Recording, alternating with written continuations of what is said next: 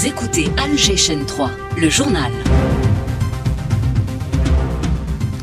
Walid Selmen, bonjour. Bonjour Soraya, mesdames, messieurs, bonjour. Et au sommaire de la matinale de ce samedi 11 janvier, l'appellation consacre une nouvelle réalisation diplomatique majeure pour l'Algérie.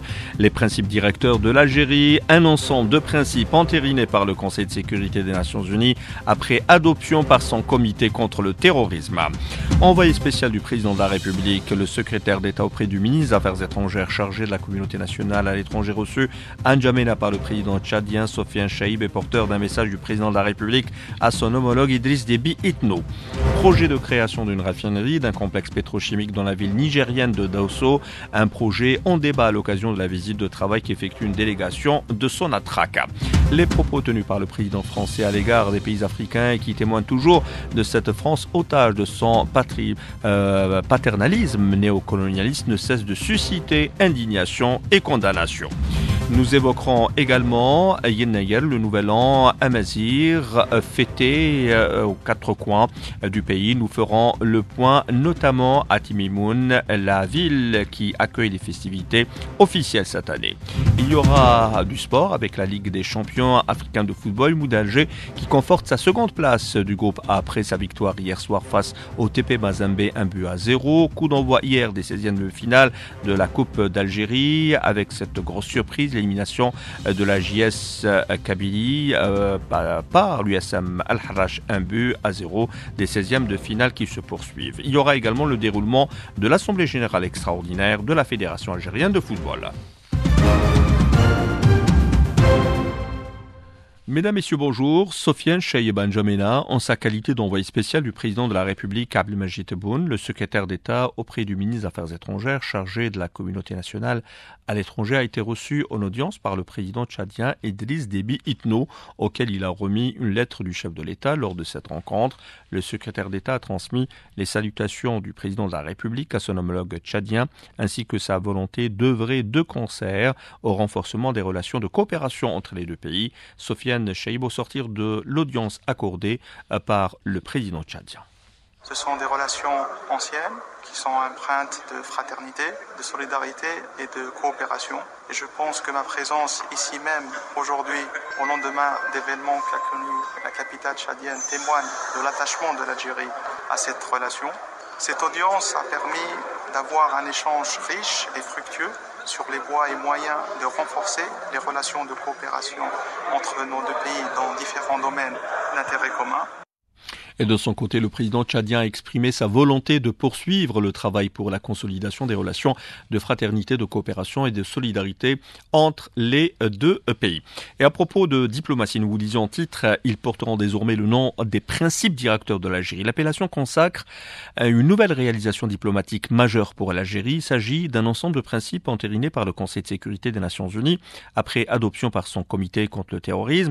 Un impératif car il établit un nouveau cadre international pour faire face aux défis posés par l'évolution rapide des technologies financières. Succès après une année d'âpres négociations sous la présidence algérienne du comité contre le terrorisme, Soraya Rozlan.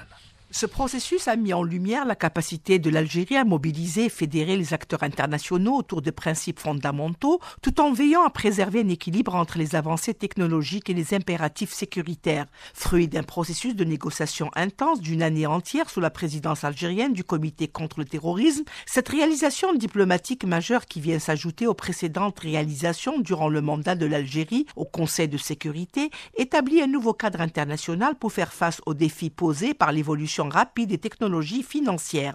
L'inscription des principes de l'Algérie dans le corpus des documents officiels du Conseil de sécurité consacre l'engagement constant de l'Algérie dans la lutte contre le terrorisme et son rôle de leader dans ce domaine. Cette réalisation constitue un legs durable du mandat de l'Algérie au Conseil de sécurité qui reflète l'expertise reconnue de l'Algérie dans ce domaine et sa capacité à mobiliser la communauté internationale autour d'enjeux sécuritaires majeurs. Le document adopté propose une approche globale, structurée autour de 4 piliers stratégiques: l'analyse des risques émergents, l'adaptation des cadres réglementaires, le renforcement des mécanismes de détection et l'évaluation systématique de l'impact des mesures adoptées. Cette architecture reflète la vision algérienne d'une réponse équilibrée aux défis sécuritaires contemporains. L'Algérie qui appelle à la tenue de consultations à huis clos, Conseil de sécurité le 17 janvier prochain sur la situation dangereuse à laquelle l'UNRWA, l'Office de secours et de travaux des Nations Unies pour les réfugiés palestiniens, fait face dans les territoires palestiniens occupés. L'Algérie a également sollicité le commissaire général de l'UNRWA, Philippe Lazzarini, afin de faire un briefing devant les membres du Conseil de sécurité. À propos de la situation à Gaza, la revue médicale britannique de renommée mondiale de Lancet revoit à la hausse le nombre de martyrs palestiniens, plus de 64 000 jusqu'à aujourd'hui selon cette revue. Ils représentent près de 3% de la population de Gaza avant l'agression, autrement dit environ un habitant sur 35, un chiffre supérieur de 41% à celui du ministère palestinien de la Santé. La thèse du génocide est de fait établie. Nous restons dans la région, direction le Liban. Le Conseil de sécurité de l'ONU a félicité Joseph Aoun après son élection à la présidence du Liban et a affirmé son ferme soutien à l'intégrité territoriale, à la souveraineté, à l'indépendance politique du Liban, tout en appelant à la pleine application de la résolution 1701, selon une déclaration lue par le président du Conseil pour le mois de janvier, l'ambassadeur Ammar Benjamal, le représentant permanent de l'Algérie. Les membres du Conseil de sécurité saluent l'élection de Joseph Aoun, nouveau président du Liban, une étape qui met fin à plus de 2 années de vacances pour ce poste important. Les membres du Conseil de sécurité soulignent l'importance de l'élection d'un président au Liban afin de garantir le plein fonctionnement des institutions de l'État et permettre d'affronter les défis politiques, économiques et sécuritaires auxquels le pays se trouve confronté. Les membres du Conseil de sécurité réaffirment leur soutien total et fort à l'intégrité territoriale et à la souveraineté politique du Liban. Les membres du Conseil de sécurité réitèrent leur engagement à instaurer la stabilité du Liban et appellent au plein respect de la résolution 1701 de l'année 2006 et les résolutions du Conseil de sécurité y afférentes relatives à la situation au Liban. C'était l'ambassadeur Ammar Benjamal, le représentant permanent de l'Algérie aux Nations Unies. Au Liban, où 5 personnes sont tombées en martyrs hier, vendredi, dans une frappe sioniste sur le sud du pays, malgré le cessez-le-feu en vigueur depuis fin novembre. Nous vous disons titre, projet de création d'une raffinerie et d'un complexe pétrochimique dans la ville nigérienne de Dosso, un projet en débat à l'occasion de la visite de travail qu'effectue une délégation de Sonatrach composée d'experts et de spécialistes dans le domaine du raffinage et de la pétrochimie. Elle a été reçue par le ministre nigérien du pétrole, Sahabi Oumarou, coopération qui intervient dans le cadre de l'engagement de l'Algérie à accompagner le Niger dans la transformation de ses richesses naturelles en opportunités de développement durable. Un groupe d'ingénieurs et de techniciens nigériens seront d'ailleurs accueillis dans les raffineries algériennes pour bénéficier d'une formation spécialisée. Le ministre nigérien du pétrole, Sahabi Oumarou. L'Algérie s'est engagée également à accueillir dans les différentes raffineries nos ingénieurs et techniciens supérieurs. Nous avons déjà présélectionné une quarantaine. Donc l'équipe de l'Institut algérien du pétrole sera à Niamey. Elle va interroger, auditionner, s'intéresser avec cette équipe-là. Ensuite, elle va élaborer un programme de formation suivi d'un stage en immersion dans les différentes raffineries. En accueillant la délégation de Sonatrach, le ministre nigérien du pétrole a exprimé ses remerciements à l'Algérie et au groupe Sonatrach qui constitue un modèle et un partenaire stratégique pour le Niger pour son soutien dans ce domaine. Les propos tenus par le président français à l'égard des pays africains et qui témoignent toujours de cette France otage de son paternalisme néocolonialiste ne cessent de susciter indignation et condamnation de nombreux pays africains, dont le Sénégal et le Tchad dénoncent les propos du président français lors de son discours sur l'Afrique. Écoutons ces témoignages. Nous avons un ennemi commun, c'est l'Occident, c'est la France. La France est notre ennemi commun. Donc, il est temps qu'on se réveille. Peuple d'Afrique, réveillons-nous. Seul, on ne peut rien. Unis, on est plus fort. Je milite pour cette union, tous à l'unisson. Ce pays a perdu beaucoup d'avantages au plan international. D'abord, la situation de l'endettement, ensuite la situation de la perte de nombreux pays africains partenaires. L'Algérie même n'a pas été épargnée. Les dirigeants français doivent apprendre à respecter le peuple africain et reconnaître la valeur de ses sacrifices. Au lieu de s'en prendre à l'Afrique, devrait concentrer ses efforts sur la résolution des problèmes qui préoccupent le peuple français. Mohamed Mazian, le ministre de la Communication, a mis en garde contre la dangerosité de s'appuyer sur des sources non officielles aux suspects pour obtenir l'information, notamment les sites électroniques qui peuvent être des outils pour propager les rumeurs et dénaturer les faits. Recourir aux sources non officielles ou aux suspects pour obtenir l'information, c'est ce que rapporte la revue Al Jaish dans son dernier numéro dans une conférence sur la politique médiatique du ministère face aux défis influents sur le front interne, animée récemment à l'école supérieure de guerre Ali Kafi. Le ministre de la Communication a souligné dans ce contexte l'importance de la précision dans ce domaine étant une valeur essentielle dans le traitement de l'information, relevant la dangerosité du cyberspace devenu un champ ouvert à l'influence négative sur la cohésion des sociétés.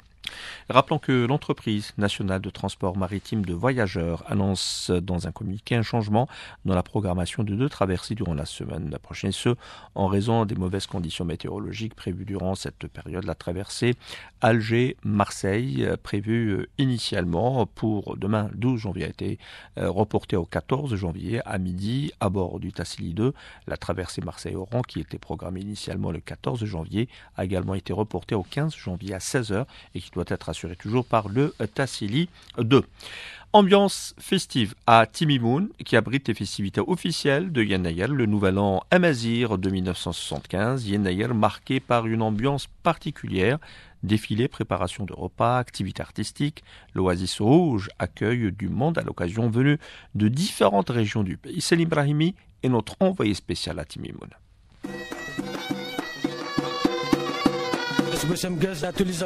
C'est dans une ambiance festive qui marque l'ouverture officielle et populaire de Yen Nayar, le nouvel an Amazir organisé par le Haut Commissariat à l'Amazirité. Cette ouverture s'est déroulée à la placette du 1er novembre au cœur de Timimoun avec une démonstration artistique sous forme de parade qui a réuni la garde républicaine, des troupes folkloriques locales telles que la Hadra ou la Halil, ainsi que des associations artistiques issues des 4 coins du pays, à l'image de l'étoile artistique d'Akbou qui a impressionné l'assistance avec ces marionnettes géantes, découvrons-la avec Bouchi Zidane qui en est membre. On a amené avec nous 2 troupes, donc la troupe Idbelen, donc la troupe folklorique, et les grandes personnes, les marionnettes géantes, c'est les grandes personnes de l'association Ethwa culturelle. C'est la première fois qu'on vient ici à Timimoun. Les marionnettes, on les a fictionnées avec l'aide de nos amis artistes akboussiens. Et sincèrement, je suis très content, je suis très ému. Une forte présence du public a marqué cette ouverture, qu'ils soient de Timimoun ou des autres régions du pays, ils ont apprécié ces célébrations. Je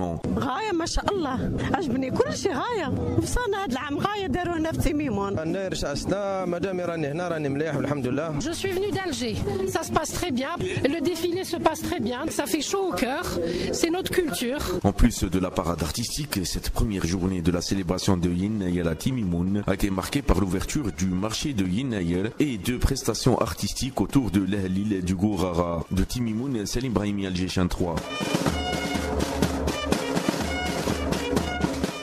Et du sport pour terminer avec tout d'abord la Champions League africaine de football, le Mondial d'Alger qui a conforté sa seconde place du groupe A après sa victoire hier soir face au tout-puissant Mazembe, 1-0 au stade du 5 juillet pour le compte de la 5e journée de la phase de poule. En Coupe d'Algérie, le coup d'envoi hier des 16e de finale marqué par l'élimination de la JS Kabylie par l'USM Al-Harrach, une défaite 1-0.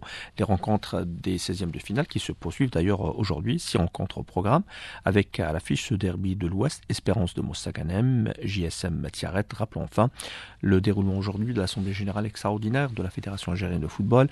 À l'ordre du jour, l'adoption des nouveaux statuts de la Fédération. Dans quelques instants, tous les détails dans Matin Sport et tout de suite les couleurs du ciel avec Soraya. Très bonne écoute.